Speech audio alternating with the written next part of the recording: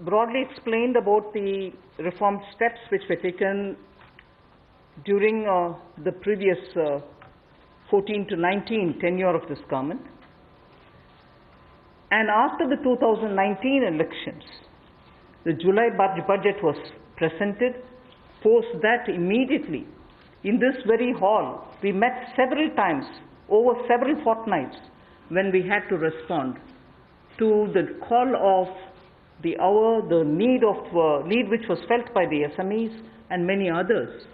And all this only to underline the fact that you're speaking with a sensitive, a responsive, and a government which believes in consultation. So then after that, the budget of February 2020 was presented, but soon after came Corona. And after the parliament session was concluded, within hours of the announcement of the lockdown, the PM Garib Kalyan package was announced, about which Amos has briefly referred. The numbers are something which are worth recalling here because we are going to have to build on that. 52,606 crores into DBT account of 41 crore bank account holders, the Jan Dhan account holders. 18,000 crore worth grain and pulse transfers happened, in which 48 lakh metric tons of wheat and rice have been distributed, costing 69 crores, to 69 crore account ration card holders. 71,738 metric tons of pulses have been distributed to 6.25 crore card holders. Aside from this, non-card holders have also been distributed grains. And I mentioned a minute ago about the Ujjwala scheme, which help distribution of free cylinders. Divyang and old age pensioners have all been also given assistance. So after the lockdown, within a couple of hours, meaning within a day or two, we came with that announcement of the Garib Kalyan package. With that, there was also a compliance and also due diligence related deadline dates which were postponed so that ease of compliance could come in. Beginning today, I come over to speaking about today. Beginning today, for the next few days, I shall be coming with this entire team before you to put out the details of the vision which PM has put forth yesterday. So PM's vision for a self-reliant India, we will come with the details in various tranches beginning today, and we shall not forget in each of the tranches that we are talking about that we do have a responsibility towards the poor of this country, towards the needy of the country, towards the migrant workers of this country, the Divyang and the aged. So the tranches will of course be for all our convenience, suitably bringing grouped items which have some correlation. Alongside, you also had the Reserve Bank of India coming up with a lot of liquidity infusion, about which the data which will be shared with you all will go into greater detail about the quantum that they came up with, the LTROs and the TLTROs. I'm not getting into it so that you'll get the data, but we are not going into it. We also ensured, the Revenue Secretary is here, we also ensured that 18,000 crores of refunds through a special drive were given for all the income taxpayers. Drawback were also given the payments. So the intention being liquidity should be in the hands of the people. For all those who have up to 5 lakhs of refund dues, we cleared it. 14 lakh taxpayers have benefited because of that. So with that said, today the tranche has about 15 different measures 6 of which pertain to the micro, small and medium enterprises. कुटीर लघु उद्योग के लिए 6 ऐसे कदम हम उठाएंगे. 2 relate to the Employees Provident Fund. 2 relate to the NBFCs, Housing Finance Corporations, and the MFIs, microfinance institutions. 1 relates to DISCOMs, 1 relates to contractors, 1 relates to real estate, and 3 are tax measures that we have taken. So I'll get into the detail of today's tranche of announcements. I said there are 6 major steps for the MSMEs. The first one, there is a collateral-free automatic loan for MSMEs which is being provided. This will give facility up to 3 lakh crores. 25 crore outstanding for those MSME units for whom 25 crore is the outstanding loan, or 100 crores whose turnover will benefit from this. These loans will have a 4-year tenure, and there will be a moratorium given for 12 months. These are going to be 100% credit guaranteed over as a cover given to banks and NBFCs on principal and interest. So this is going to be available till 31st October 2020. There are no guarantee fees, no fresh collaterals required. So I guess this will benefit 45 lakh units so that they can resume their business activity and also safeguard jobs. 20,000 crore subordinate debt proposition which we are bringing. If the earlier one, which was just now explained by the MOS, was for standard MSMEs who, because of lockdown, couldn't move forward because they didn't have money, they didn't have cash coming in. So for buying raw materials or paying the wages, if they had a problem, you had that emergency credit line which we spoke about just a minute ago. Now I come to talking about subordinate debt through which we want to infuse about 20,000 crores. These are meant for stressed MSMEs. So if you're providing for the standard, you're now providing for the stressed MSMEs. Now the stressed MSMEs do have a problem of equity. So for them, through a subordinate debt provision, we want to provide about 20,000 crore liquidity. 2 lakh MSMEs are likely to benefit from this. The functioning of the MSMEs which are NPA or are stressed, all of them will be eligible. For this subordinate debt-based scheme, NPAs or stressed MSMEs will all be eligible for this. The government will be providing about a 4,000 crore as its contribution to the MSE, the Credit Guarantee Trust, and they will be then able to provide the partial credit guarantee support to the banks, as a result of which stressed and NPA MSMEs will immediately benefit. Steps that we are taking, this is the third. There is a fund of fund being created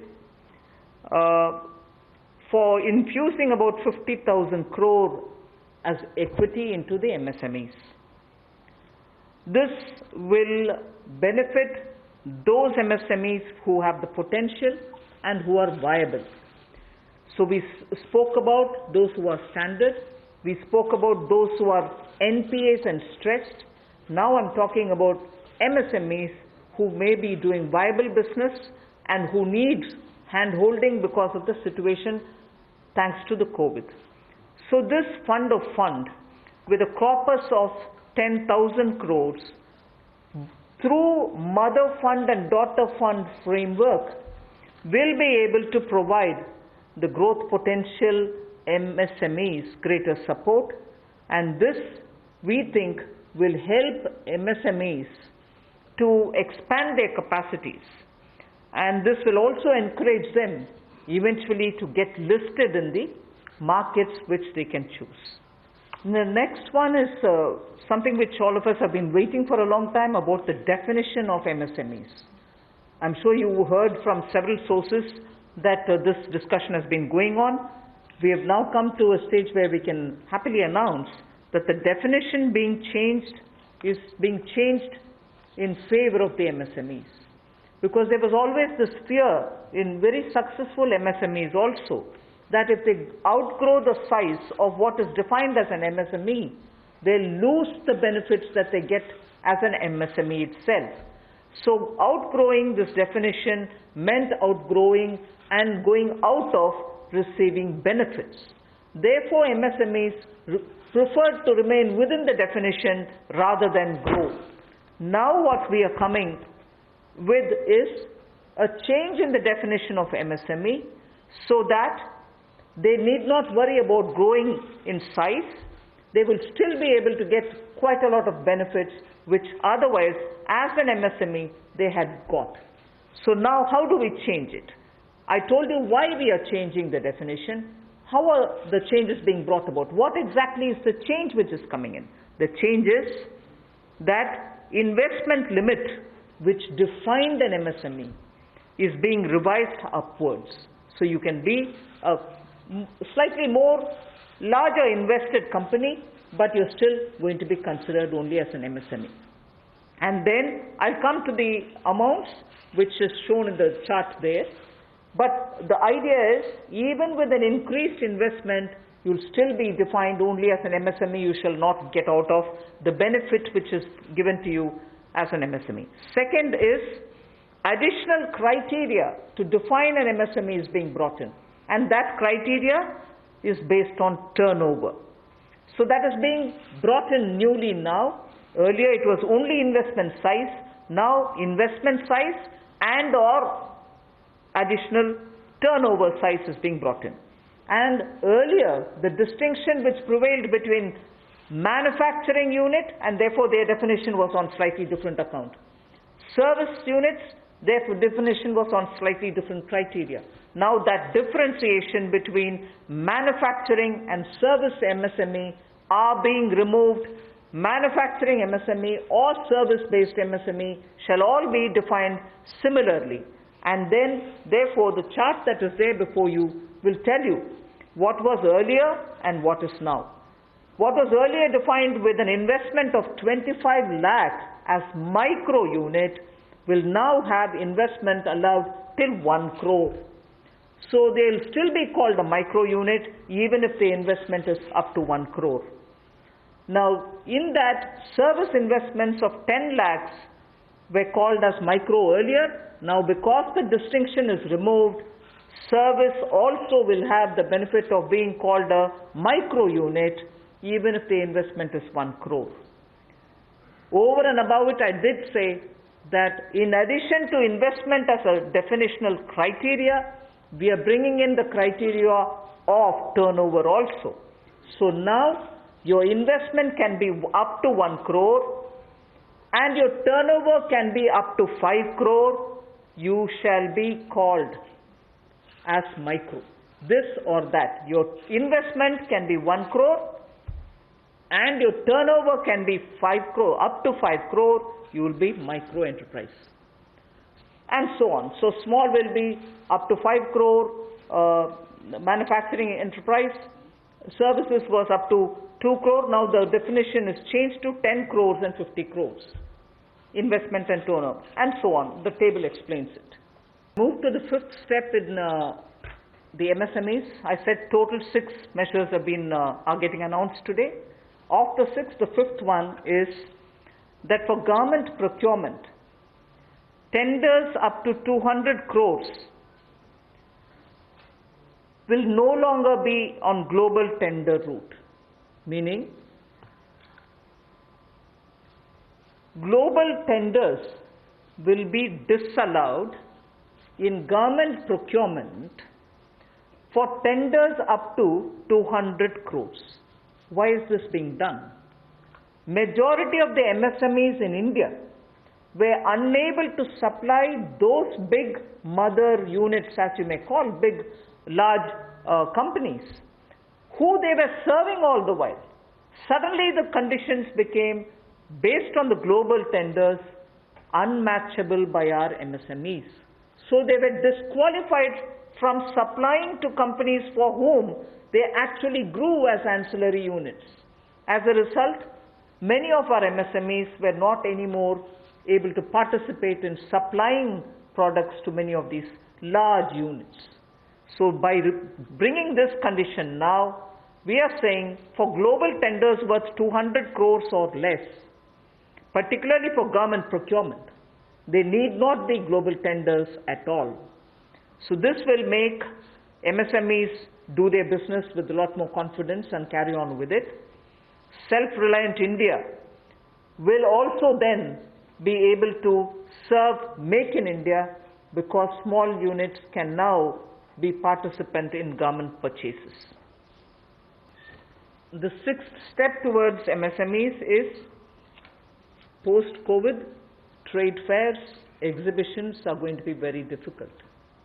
So we shall ensure that e-market linkage is provided across the board for all these MSMEs so that they are able to find their market easily in the absence of being able to participate in trade fairs which cannot be held in this environment. Also, very importantly, Government of India and also CPSEs, where there are receivables by MSMEs, we now announce that within the next 45 days, all their receivables will be cleared. The CPSEs and Government of India will honor every MSME receivable within the next 45 days.